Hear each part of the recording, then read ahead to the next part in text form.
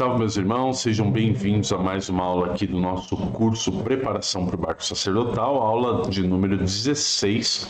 Lembrando que nossas aulas são uma contagem regressiva, começou lá na aula de número 100 e foi descendo, né? 100, 99, 98, nós já estamos na 16. Isso significa que faltam 16 dias para o início do Barco Sacerdotal, faltam 16 dias para o início do nosso curso presencial. E hoje o tema da nossa aula é mistificação. A mistificação é uma prática que assusta muitos médiuns. Por quê? Muitos médiuns, principalmente os iniciantes, eles ficam naquela dúvida: sou eu ou é o guia? Quem é que está se manifestando ali? É a manifestação da minha vontade ou da vontade do guia? Será que eu estou mistificando? E aí entra o termo mistificação dentro do conceito umbandista, dentro do conceito da Umbanda. Então a mistificação dentro do conceito da Umbanda é o ato, né, do médium de passar à frente do guia, de fazer algo que o guia não está fazendo. É preciso diferenciar mistificação e animismo, são coisas totalmente diferentes. O nosso próximo vídeo, que vai ao ar amanhã, é sobre animismo, para você compreender o que é o animismo. Mas a mistificação, vou falar sobre ela hoje, né? Mistificação, ela é o ato de mentir. Como assim mentir? Eu não posso estar mistificando ali sem saber? Não. Quem está mistificando está mentindo. Então, mistificação é uma coisa muito grave, uma coisa muito séria, é diferente do animismo, tá? O animismo, para você que quer saber o que é animismo, é só acompanhar amanhã, logo cedo no canal, vai estar lá o que é animismo.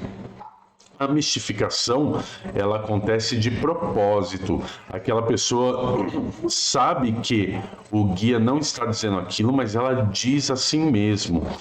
A mistificação acontece muito quando a pessoa atende incorporada, supostamente incorporada com um guia, atende um familiar, um guia, um parente próximo, a esposa, o marido, um filho.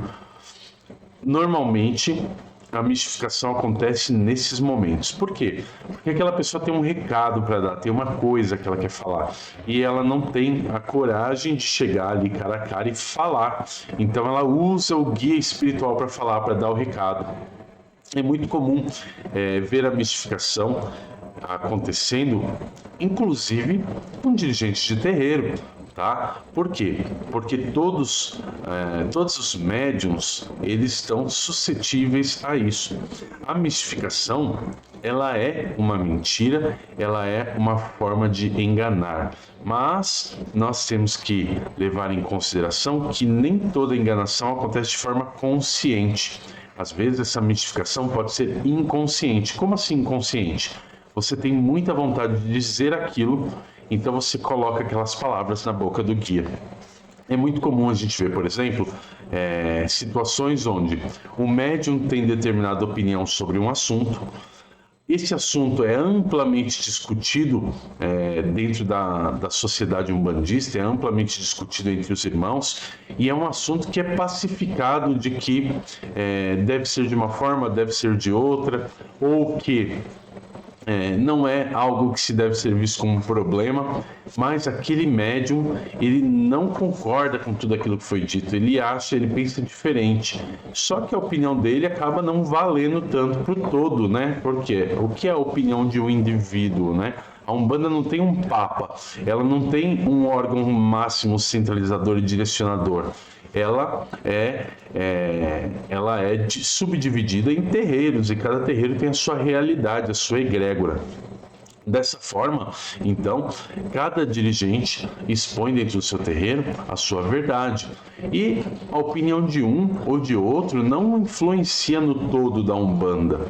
Nós simplesmente respeitamos e falamos: ok, essa é a sua opinião, eu não sou obrigado a seguir. E a pessoa se sente ofendida, porque tem gente que acha que a sua determinação, a sua opinião tem que ser regra, tem que ser lei.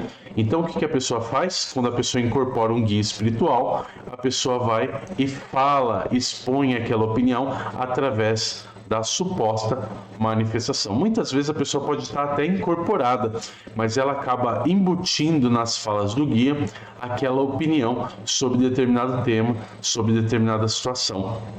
dessa forma, acaba atrapalhando ali o bom desempenho da manifestação mediúnica, passando na frente do guia com opiniões próprias que muitas vezes são baseadas em achismos e não em realidades, e aqueles que estão envolvidos diretamente na discussão, na história, muitas vezes percebem, e fica feio, né? Porque você percebe que a pessoa está passando na frente do guia para colocar uma opinião, para impor uma opinião, para impor uma situação. Então, a gente tem que tomar muito cuidado. Acontece isso muito com marido e mulher, pai e filho, filho e pai, né? Por quê? Você não tem ali coragem de impor determinada situação, você não tem autonomia para impor tal situação, ou aquela situação que você vai impor, ela não é bem fundamentada, a outra pessoa questiona, fala, peraí, tem alguma coisa errada aí. Todos nós somos portadores de inteligência.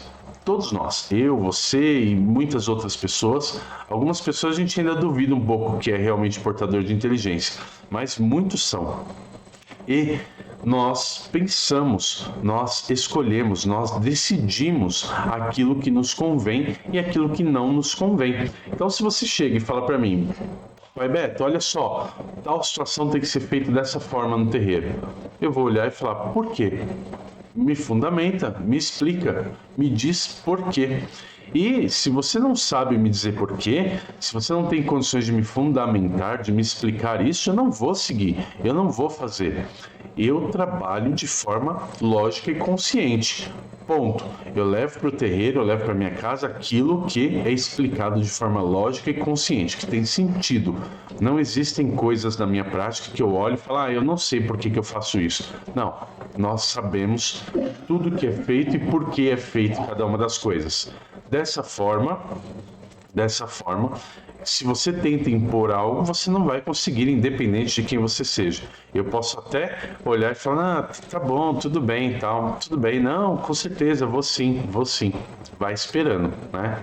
Vou sim, só para tranquilizar e matar a conversa, porque conversa chata ninguém quer ter, não é verdade? Então, para acabar com a conversa, a gente fala, ok, tudo bem, sim, mas é só para não arrumar briga. Na prática, se não fundamentou adequadamente, não vai ser utilizado. Aí o que você faz? Você incorpora um guia e fala, olha, tem que ser assim porque eu estou dizendo, porque eu sou um guia e estou dizendo. Então, isso é um ato de mistificação, né? Isso aqui, é claro, eu estou dando só um exemplo para vocês, para que vocês tenham noção, né? Eu me citei, falei Pai Beto só por exemplo, para não ficar usando o nome de outras pessoas aí como exemplo, né? É uma história fictícia, claro, mas para exemplificar a situação da mistificação consciente. Você acredita naquilo e quer impor aquilo, e aí você faz o seu guia falar aquilo. Então, eu não gosto de fulano não é legal, fulano não faz coisas boas. Mas você não é dono da verdade. O fato de você não gostar de fulano não quer dizer que fulano seja ruim, pode ser que você seja ruim. E aí o seu guia vem e também critica o fulano. Porque o fulano está fazendo errado, porque fulano isso, fulano aquilo. Ou seja, você está transferindo para o guia uma opinião sua. Você está tomando a frente. Lembra que em outras aulas, se não me engano na última, ou talvez na anterior, eu falei que na manifestação existe a entidade que é composta pelo guia e pelo médium. Então eu tenho o guia, eu tenho o médium e na junção dos dois eu tenho a entidade, que é uma terceira consciência. Essa terceira consciência, que é a entidade, ela é a junção do físico do médium com o mental do guia. Então o médium ele serve como um aparelho, como uma ferramenta, como um cavalo, né? A gente chama de cavalo na Umbanda. Então, ele serve como ferramenta para o guia, que é quem direciona. Então, quando você mistifica, você está sendo uma ferramenta que está agindo por conta própria, não está respeitando aquilo que o guia está determinando, aquilo que o guia está falando. E muitas vezes esse médium acaba colocando na boca do guia opiniões. mensagens, frases, ameaças ou coisas que normalmente o guia não faria, porque ele tem a consciência plena da espiritualidade e ampla. Ele sabe que nada é obrigatório, que ninguém é de ninguém, ele sabe que o que deve ser feito, o que tem a ver com ritualística, com cultura, ele conhece tudo isso, ele sabe muito mais do que nós. E, como eu disse no último vídeo, né, existem as limitações da manifestação, que uma delas é o seu conhecimento, as suas crenças, a forma como você vê, como você acredita nas coisas. Quando você tenta impor a forma como você vê através da manifestação do guia, você está mistificando.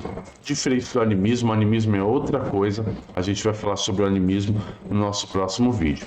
Então, eu estou gravando esse vídeo aqui, transmitindo ao mesmo tempo aqui para o pessoal do Instagram, por isso que às vezes eu olho aqui para baixo, enfim.